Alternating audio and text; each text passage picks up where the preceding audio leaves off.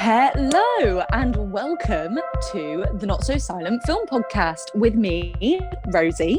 I'm Samal. And I'm Antonio. So for the first episode of our podcast, with Valentine's Day coming up on the 14th of February, we thought we would start it off with a discussion on the romance genre. Well, genre is kind of a loose term because no matter where you're gunning, what you're gunning for in a film, you're probably going to find a romantic subplot or something which is probably unwarranted and no one really asked for it, but it's there because the business of romance is parallel to the business of film. So we each brought one film into the discussion, which we thought either broke with stereotypes, taboos surrounding romance and heterocentric romance ideas, or which fit into that. So as this episode is on Valentine's Day, I would like to give a little shout out to my dear friend Breeze, because it is her birthday on the 14th of February. So happy birthday, Breeze Haywood. Happy birthday! Happy birthday, Breeze. Have a good day. So the film I chose today for discussion is The 7-Year Itch from 1955, directed by Billy Wilder with Marilyn Monroe and Tom Ewell, because I think it is one of the most potent romance films out there, because it really targets the whole heterocentric ideal and kind of turns it on its head. Yes. And I picked Lars and the Real Girl from 2007, directed by Craig Gillespie. I don't know how to pronounce his name. And I chose this film because I'm not particularly a huge fan of the romance genre, more specifically rom-coms. And so I was trying to think of what kind of films maybe subvert the genre a little bit. And I have chosen the 2018 Romance of the Kissing Booth, directed by Vincent Marcello. And I've chosen this one because I think it's a great film to absolutely rip into, and it's a good bad film. It's in that genre and it's also in the romance genre, so that's why I have brought this one to the table. It's a good bad film to discuss, not necessarily a good bad film. Yes, abbreviate good bad, not good, comma, bad. Is that right, grammar? Sure. So let's kick it off with The 7-Year Itch.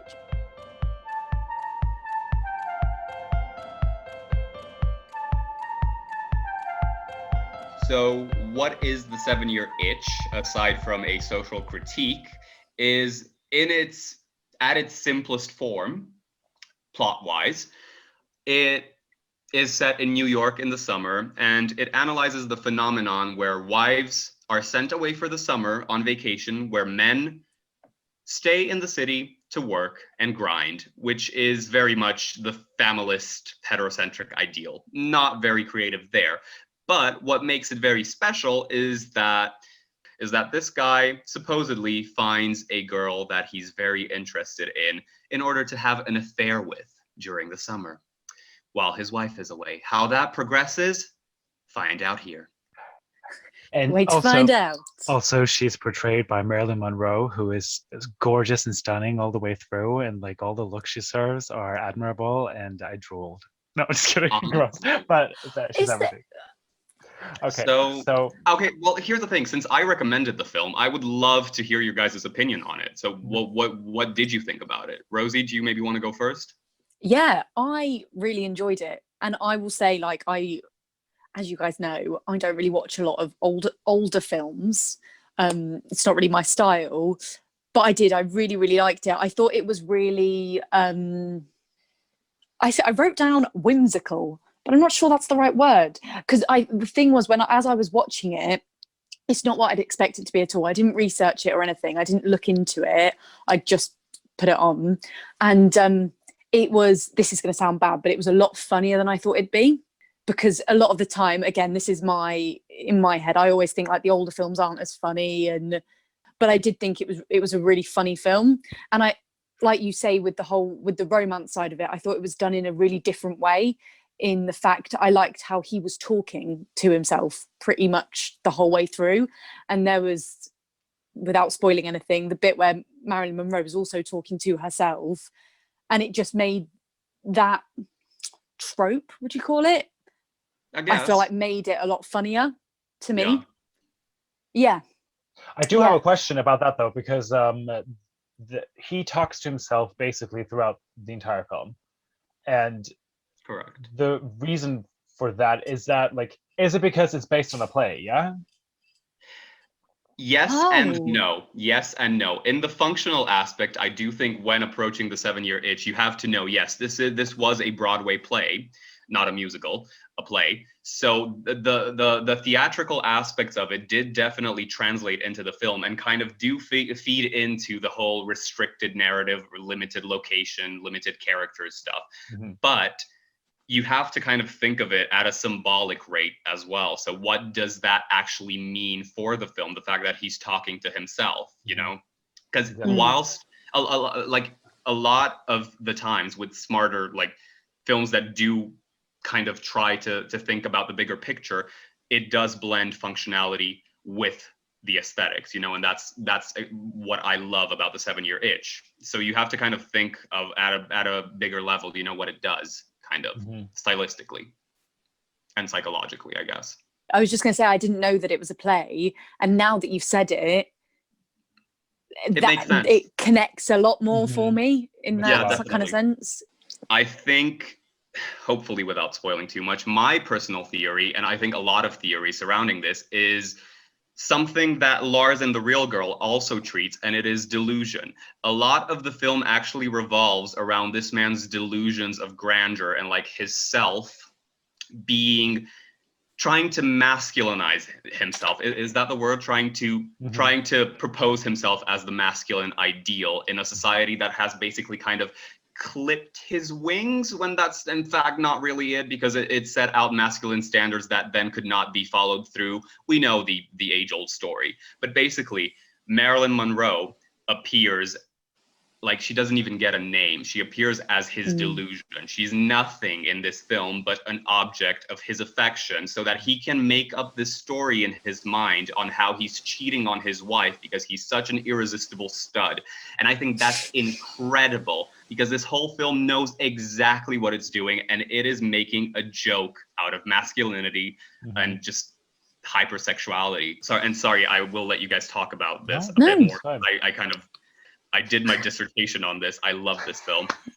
But I think it's very interesting to note, because Marilyn Monroe is probably the sex symbol of the atomic age. And I think in our, like, she's the one etched in our memories years later, you know, like more than half a century later, more than half a century after her death.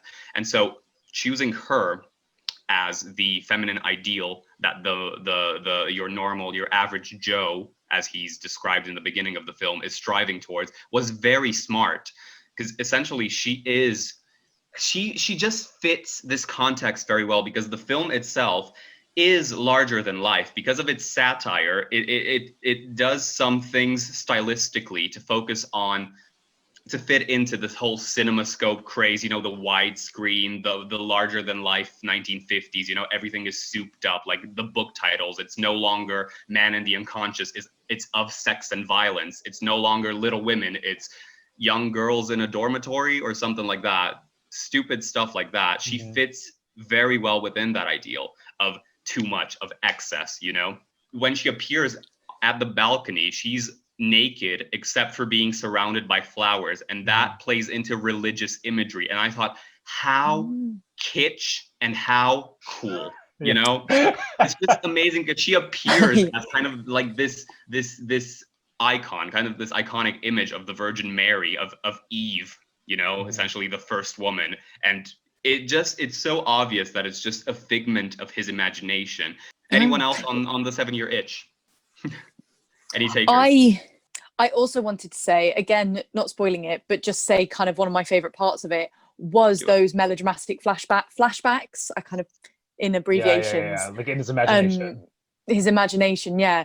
But I thought those to me were kind of the funniest parts, because they were taking up the stereotypes. And like when there was the one the one specific flashback, again in abbreviations, was when he was playing the piano and Marilyn Monroe came down the stairs and walked in looking stunning. But it's just the melodrama of it all. I found that really, but again, I don't know if that's from the 50s period. That's a very... I am so glad that you mentioned that, because that's really important to the film, and that's really important to the whole myth of the 50s, because movies were a lot bigger than they kind of are today, in the sense that viewing patterns were a lot different back then.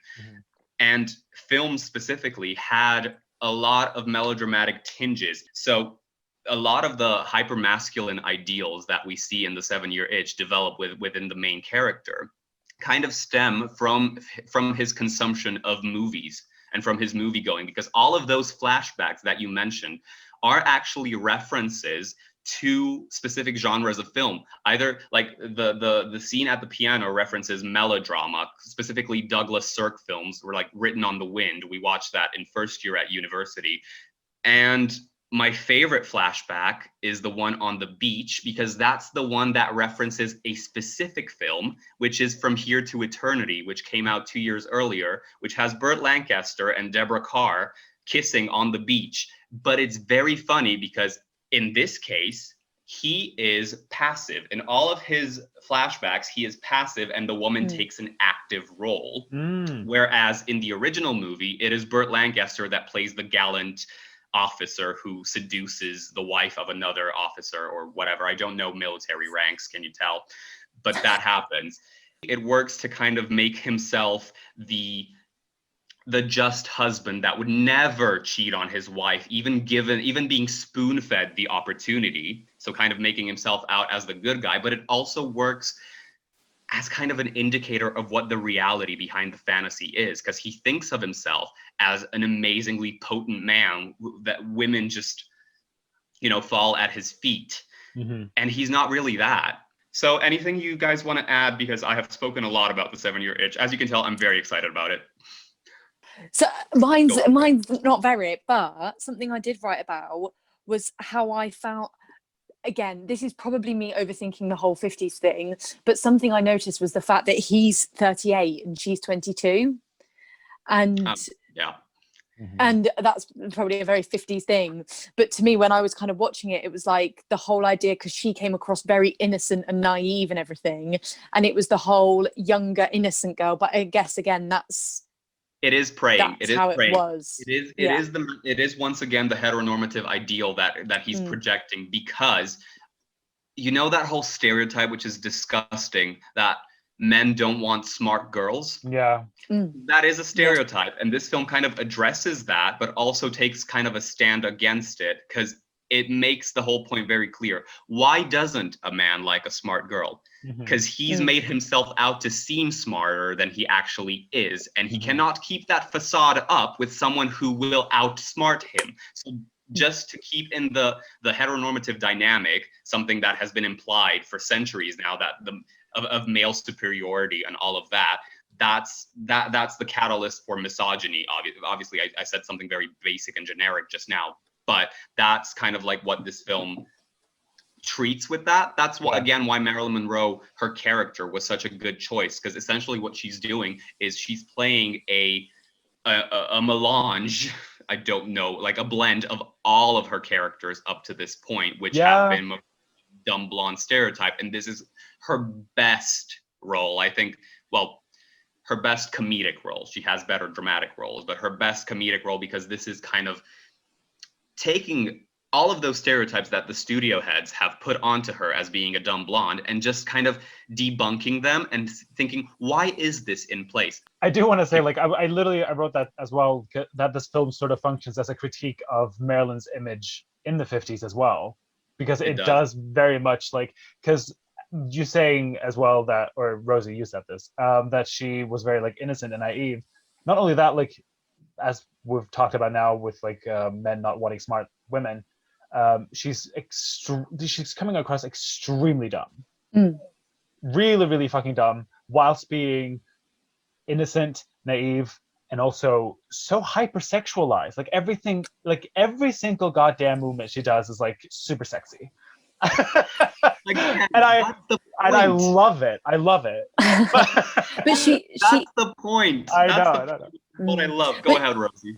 I was going to say, she even says, doesn't she? There was a point where she's like, I don't have an imagination, I don't have imagination. Exactly, and there's a reason for that. Why a figment of your imagination is not going to have a life of its own because you won't allow it to, because you created it. It's obvious that he just made up this ideal woman, which is dumb and hypersexualized to fit in with his narrative of masculine superiority, because he knows that within his life, it's part of the 50s castration anxiety, which happened due to suburbia and like the overpopulation in the cities, kind of like in the sense that everyone has to find a job, and kind of the metropolitan personality where no one can put emotion into anything. It's not a very friendly place for people to live in, and that takes its toll on a person. And I think that's what the main character exhibits. Very potent film. There's a lot of things to discuss in this film, and this is why it's one of my favorite films ever. Okay. We get it. Jesus, we've been talking out of our... It was worth mentioning again for the millionth time. Anyway, to wrap it up on the 7-year itch, they don't actually have sex, whereas in the play they do. Ooh. Oh. I don't know whether this should be classified as a spoiler alert, but because of this, Billy Wilder actually said that it's one of his least favorite films because nothing happens. He said that it's literally a film about nothing. I disagree, because I think because of that makes it so much better, because it didn't go through with its objectification till the end, because his conscience wouldn't let him. As in, psychologically, he was too weak to do it, which really sets the heteronormative ideal, the masculine ideal. It really puts it down a notch, and I love that. And I think that was the exact resolution that the film needed. So again, one of the best films ever made.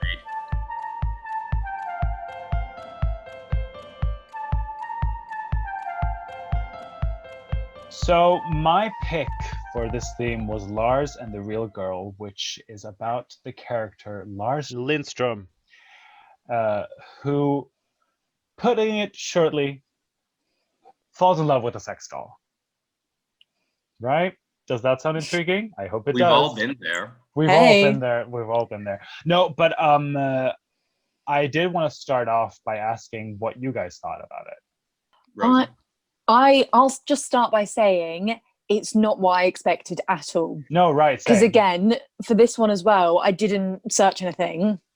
And I remember saying to my mum, I was like, Sam's film is got Ryan Gosling in it, and it's about a man falling in love with a sex doll. And we were both be like, oh, I wonder what that's going to be like. But I thought it was so sweet. I thought it was a really sweet, lovely film. And it made me feel really warm, which again, when you say that synopsis, you don't immediately think, oh, sweet, adorable. But the reason why I also feel like I sort of need to say it like that is because when I first started watching the film, I thought it was going to go in a similar direction that the 7-year itch actually went into. You know what I mean? I thought it was going to be a sort of critique of how objectified women are, like, in society. But you know what I mean? I thought that was like the direction it was going into, and then all of a sudden it just was not that at all. What did you think, Antonio? I'm really interested to hear. So it was half what I expected and half not. There's a thing, independent films of the 21st century have a very similar aesthetic to me, which I do take issue with quite often in terms of pacing and the fact that aesthetically it is quite bland. But putting those somewhat superficial aspects that are, although very important to a visual medium like film, I think in terms of narrative, it was really insightful. It was a really insightful portrayal of mental illness. I saw, especially from an acting standpoint, Ryan Gosling and the main female character, I forget her name. The sex doll. No, yes, her. You know, no, the one that's actually sentient. You know, the human. Yeah. They had some of the best performances in the film, and some of the best performances I've seen in a while, because I thought they were so realistic and down to earth. So I enjoyed it very much at that level, at the level of performance and narrative. I do, however, think that it could have been zhuzhed up aesthetically quite a bit, to use a professional term. Zhush. I do kind of disagree with you, but I disagree and agree in the sense that I do think that a lot of indie films from the 2000s they do all come across very similar in terms of aesthetics, but I do think for this specific film, with the themes and the narrative that it had, I do think it works quite well, especially because you kind of want it stripped back as much as possible, or at least for me watching it. I did want to ask about the portrayal of mental illness in this film. Did you think it did it well, or? I can very much identify with a lot of his storyline surrounding trauma and post-traumatic stress disorder and anxiety and depression stemming from that. Mm-hmm. So I completely understood the entire chronology of the entire mental chronology there. And obviously I'm not in the state that he was in to say mentally, I have never hit that point. But even in my small dosages, I can understand the bigger picture of the film. And personally, I think it is done really well. I don't know much about delusion, about that, right. much about it in general. But I think the film came across really, really well. It did, which I'm not saying is necessarily a bad thing. I think a lot of it did come across very childlike and again, like innocent, and with the doll, how he was with Bianca. And then there was like parallels with, I can't remember the girl's name that he works with in her teddy bear. Yeah. And a lot of it did feel very childlike and innocent. But I think with delusion in general, I do think it handled it quite well. But that is also coming from me, and I don't know much about it. I do think I myself, like I connected very well with the sort of portrayal of anxiety and also loneliness in the film. It was not only a very relatable sort of portrayal of it, I also thought it was very interesting because it differs in the way that it's not that Lars necessarily needs affection, you know, it's literally that he doesn't need affection in the same way that you would typically associate that, like, because for example, usually when something traumatic happens to a person, the first thing you think of doing is going over to the person and hugging them, you know, like that sort of thing is the first thing you think of. And this film doesn't, it kind of showcases that sometimes it's necessary just to be there. I thought one of the most like heartwarming scenes from the film, and I don't want to spoil it, but there's something that happens and it makes the neighbors come over, and they say that when something happens, people just want to come over and sit. And I thought that was a really like striking moment where like, oh, that's very nice. Completely. That's something in general I found really kind of really nice about the film, is how the community were. Again, without spoiling too much, but I think how people around him and how people interacted with Lars and how they interacted with Bianca, it just felt really kind of, it was an interesting way to do it, because it felt really, again, I'm using the word nice, which is such a boring word, but it was a really interesting way to do it. People just want to come and help and sit, and it just felt really wholesome. That's the word I'm looking for, wholesome. Bianca, the sex doll, becomes a sort of conduit for Lars to become a part of the community in this way. I think it does have a very optimistic perspective on people in that way. It kind of tries to maybe make someone who does feel very lonely or does feel very anxious or does feel whatever, maybe a bit outcast from their community, a bit more comforted in that sense. Like it kind of tries to say, like, have a bit more faith in people than you do. You know what I mean? I had a question about it for you guys, because as I was watching it, the first thing I kind of wrote down was a question, and it was thoughts on Ryan Gosling, as in the sense thinking more about romance and the genre. I didn't know what your guys' opinions were on casting him, because he's known for films like The Notebook, so Crazy true. Stupid Love, La La Land, like big romance, like cinematic romance films. And I didn't know if you guys had any specific opinions, because at first I thought I kind of got the grasp that he was this really kind of shy, introverted character. Before that, I was thinking, almost what are they trying to do by casting him? Do you guys think that was like a choice they made, or do you think they just kind of he was the best for the role? Can I ask, is the association of Ryan Gosling with cheesy rom-coms still prevalent? Because at this point, to me personally, it seems like he's pretty much established himself as one of the leading actors of the 21st century, in a sense. No, but that's what I'm thinking, because I don't think that's the reason why I didn't connect the dots in that sense. Like immediately when I first started watching the film, I was like, oh yeah, Ryan Gosling, I kind of like him because he has been in some pretty good films. And that was the same for me, because like I just said, the first film I think of when I think of Ryan Gosling is The Notebook, and that is like one of the most well-known romance films. Do you know what I mean? And so for me going into it, I was thinking, before I knew anything about it, is he going to be this, like we said earlier, that hyper masculine guy who's like falling in love with a sex doll kind of thing? But then it's completely different to that, and that, like you say, that's when I kind of was like, he can do so much. I like Ryan Gosling. I kind of do too.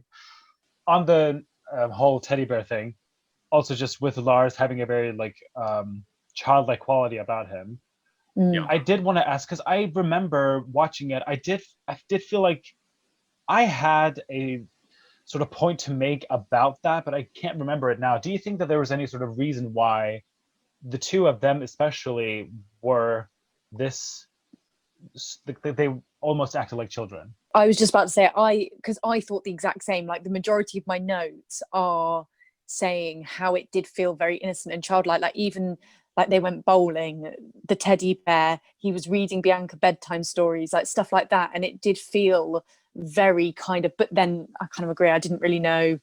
But you know what it is. I mean, for Margot, because that's her name, it's a bit more complicated, because we know very, very few bits and pieces, if any, of her life story. But for Lars, we know that he didn't have a maternal influence growing up. So when you said earlier, that he doesn't need affection, he does. He does, because that's the whole point. He was starved of affection. He doesn't necessarily need romantic affection first. Firstly, he would need maternal affection. And he's projecting that onto himself, kind of turning it on its head, because with Bianca, she's not a character, she's a symbol of something else. In this case, a lifeless symbol, but a symbol of kind of him being able to act out this entire masculine savior complex that he never could get, and that he never got offered, you know? So in a sense, he is making up for a lack in his life with Bianca, specifically the loss of his mother. So it kind of accentuates his helpless condition. He's projecting that onto her, onto this blank canvas, so that he can help someone. He can feel like he matters. He can reenact the masculine ideal, very basic, sentence, very basic sequence of words, expression. There we go. But true nonetheless. But let me elaborate on that also as well, because when I say like, the film is not just like showcasing that like there are different types of affection that you can give. It's sort of saying that some people don't need hugs and kisses and all that sort of stuff. But I like, of course, he was starved of affection, but it does also sort of. So I'm kind of trying to like tie this in with this thing that Ryan Gosling said in a featurette that I found on YouTube, where he says that the film is just trying to have sort of compassion with this character of Lars, trying to like kind of say that we all are different in that sense, like that obviously he needs affection, but there are different types of affection that you can give a person. Affection doesn't always need to be physical, and that's kind of what I think this film showcased really, really well. So it's very ironic that he falls in love with a sex doll, but it is at its core not sexual at all. This is just a random thing, but I really like the doctor. I don't know why. I really got like. Oh my god, we didn't even talk about her, Patricia Clarkson. Hello. I really like not connected with her, but as in I found her really Like very True. personable. And relaxing to listen to. Honestly. Yes. There is that. She should do ASMR, huh? Asthma. Asthma. Awesome.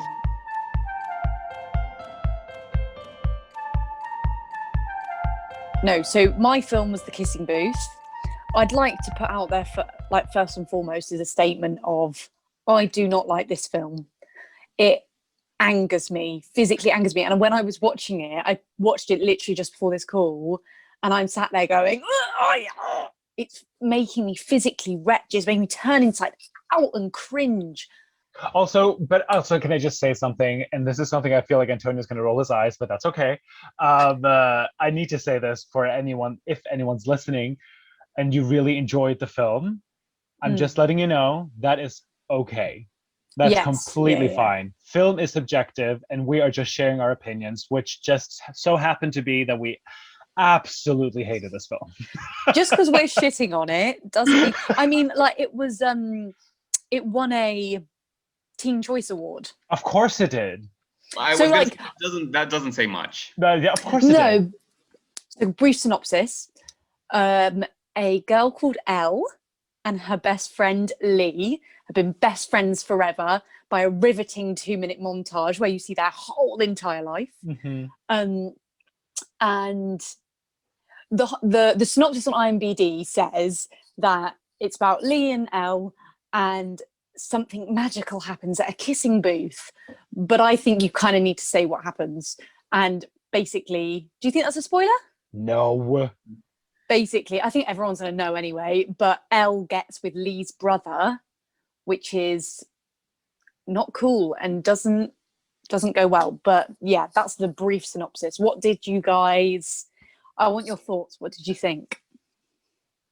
So I am going to go first and say that I have made it very clear where I stand on films so far, and I have made it very clear that I am an ardent film preservationist, meaning that I think this medium has a lot of depth and a lot of potential posterity, even though it hasn't been exploited to its fullest. With that being said, The Kissing Booth is one of the very few films that I would not hesitate to burn myself, so that it could never be seen ever again, you know? Mm-hmm. I think y'all are being too harsh. I think we need to sit back and really think, where was it that these film directors, these actors, everyone involved in the production, where did they want to go with the film? What was the aim? And that's what we need to discuss more, because I think underneath it all, there's a lot to be discussed. There's but certainly. There actually is, they actually did have a certain aim. Yeah. Did not even come close. No. Did not even come close to portraying it. So real quick about, this is one of my things with this film, and they do it, the second film's worse, I will tell you, and I'm going to make you watch it because the second one is worse. But this is my thing with this film. It could have been minimum half an hour shorter. I know. But mainly because of these montages. There are so many points where they use montage and it's like to tell the story, but you're not telling me anything. It's like a montage. I was watching the bit at the end when they go to prom, and I was sat there and I skipped it because I've seen it before. So I was skipping it through the montage, and it was 40 seconds long of just people dancing. That's the thing. So, that was a big issue I was having with the film, was just how drawn out it felt, because the story is essentially very, very simple. They could have made it so much shorter. It did not have to be that long. No. Not to mention, so it does feel like 3 hours have gone by in the span of 1 hour and 40 minutes, which is not good in this sense. Talking about it being dramatic too, like there's so many scenes. The first one I can think of is when the two of them, the brother and Elle, kiss the first time. That scene, what the so fuck ugly. was that? What was that? So ugly. With the fireworks. Can you jog my memory with the fireworks? So they're at the kissing booth, and she doesn't know who she's kissing with a blindfold on. He kisses her. The camera spins around them with the words off the kissing booth flying and fireworks sparking. But also, do you think if this was their attempt of being like stylized? Like, So It might be. with it, I know so many people who genuinely like this film, like really enjoy it and really like it. And I think one of the things they did, which would appeal as well to a younger audience, is the romance is times 10. Like, it's really heightened. So with that, it's not just like a first kiss, it's a first kiss with fireworks. Slight spoiler, but not a spoiler, kind of a spoiler. But when they first have sex, it's outside the Hollywood sign. Do you know what I mean? It's... Do you think they were trying to like make some sort of references to like old Hollywood films like Sound of Music and like Breakfast Club, or what else was there that I wrote down? There was, oh, that's literally all I wrote. Okay, cool, love that. I actually really, because when I said earlier about the aims of the film, I got a lot of homages, kind of. Yeah, that's what I'm thinking. In a sense. Yeah. For example, you mentioned the Breakfast Club. A scene at prom literally plays "Don't You Forget About Me." Yeah, which is so on the nose, and so like it's been done. It's been done. I have so many quotes that I've written down. One of them specifically, no, two of them. I shall read two of them. Thank you. One is, if he can't see how completely baller you are, he's not the right guy for you. And the second one that I'm going to read is, no boobs are worth a broken nose. Oh, someone did say you know that. one that sticks the one that sticks with me is, dude, touch my lady bum. That really resonated with me. Yeah, it really did. Yeah. It's beautifully written. I'm trying to figure out of like, while watching the film, because there's obviously a lot of films that do try and be so bad it's good, and then gather like a cult following. And then I was like, okay, I'm gonna watch this maybe through that lens for a little bit, try to see if that maybe makes it a bit more bearable. But then, like, that doesn't even work either. I'm like, okay, I'm certain now that it's just a bad film. Like, there's no way. Like, was it trying to be? So I wrote here, like, me trying to give it way too much credit. I was like, was it trying to be satirical of the cliched American high school experience constructed by American films? It was not. And all of these homages, I think, again, we're giving them too much credit, because I doubt that they actually tried to do these things like purposely. I thought the character of Noah was, I thought, really toxic and a really bad kind of masculine, like really, like we said before, like it's still in the trope of like, well, I'm a man's man, I've got to do your fights, meh, meh, meh. And to me, I think that's really bad, because they've got a young audience. And there was the one scene where he's like, Elle, get in the car. And then he slams on the hood. And he's like, get in the car, Elle. And she stops. And I was like, okay, one, why have you put that in? That, like, this aggressiveness. I know it's to show he's aggressive, but that's kind of taking it over the line. Do you know what I mean? Of just like, a boy likes to fight, to actually a bit scary, aggressive. It literally feels at times like Noah, he is grooming her to be his. There's even this one specific point in the film where this character goes, like, right before he says no boobs are worth a broken nose, and he confesses that Noah essentially made it clear to every guy at school that they're not to speak to Elle. It's like, what control what control do you think you have over this girl and over her personal development? That I found very not only incestuous, but genuinely like creepy. So I would really take some offense with the script writers for romanticizing this, first of all. And second of all, I'm already at point C or point D.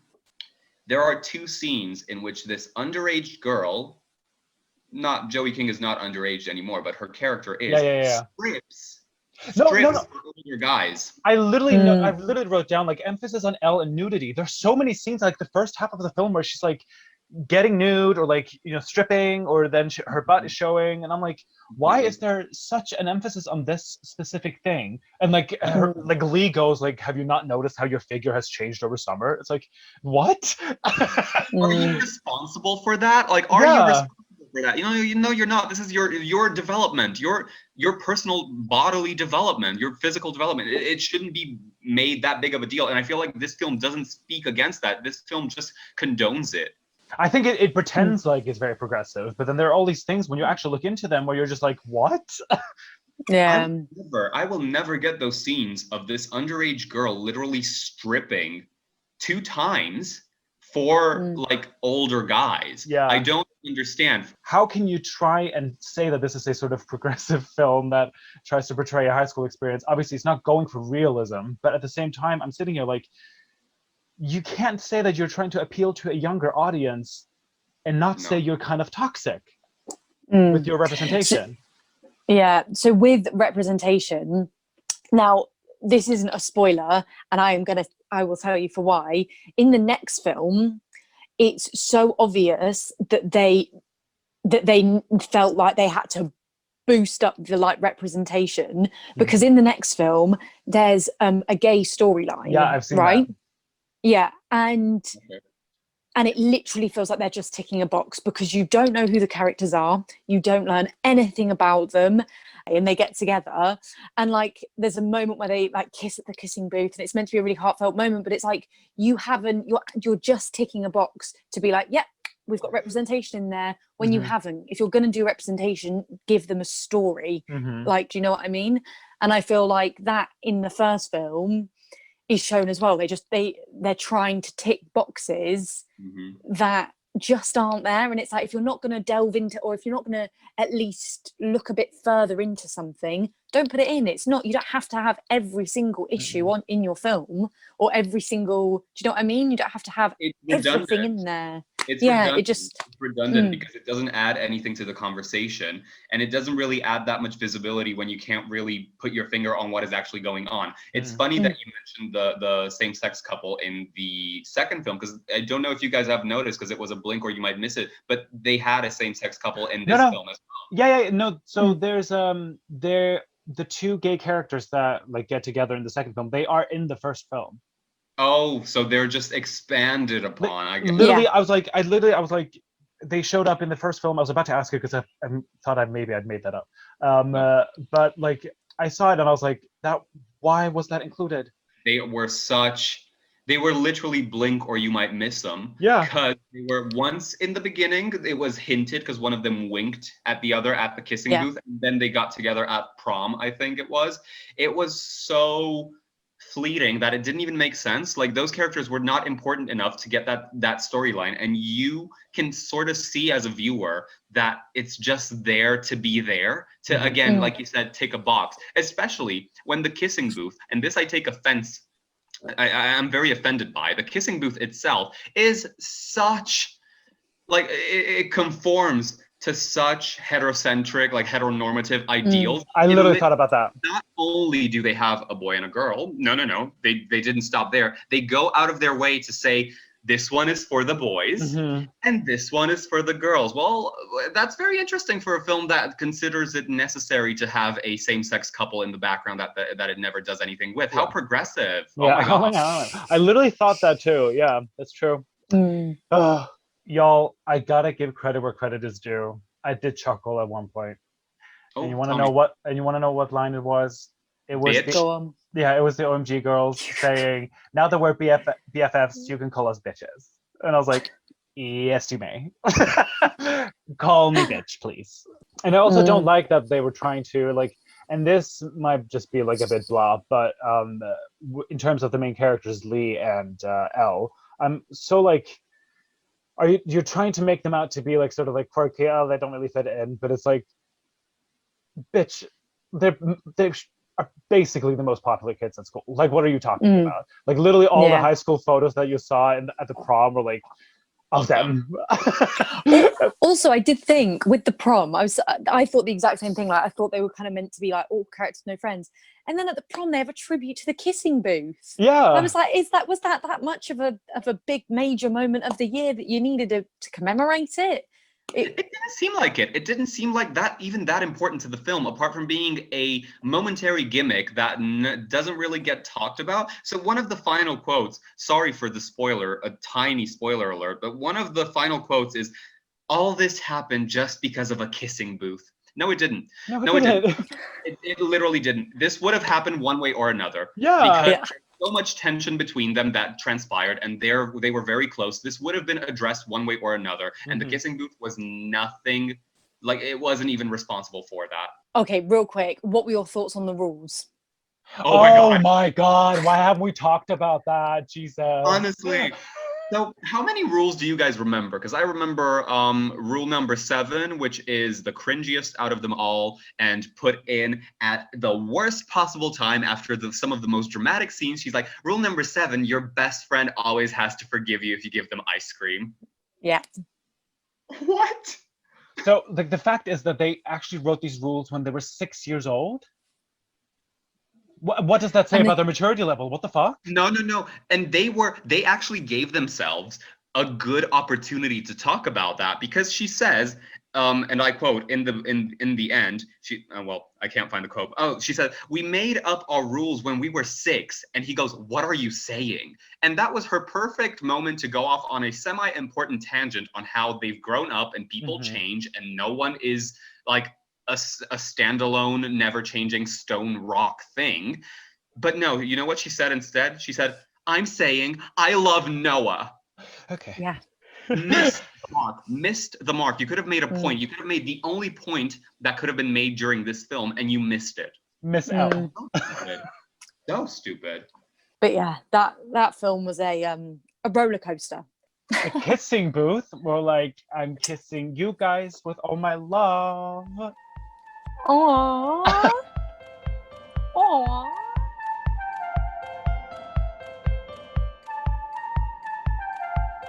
Thank you so much for joining us on our first episode of the Not So Silent Film Podcast. If you have any feedback you would like to give us, then you can reach us at the Not So Silent Film Podcast on our Instagram page. And yeah, thank you so much for listening. And hopefully we see you again soon. Yes. Thank you. Next time. Thank you. Woo woo woo. Bow chicka bow wow. Including that.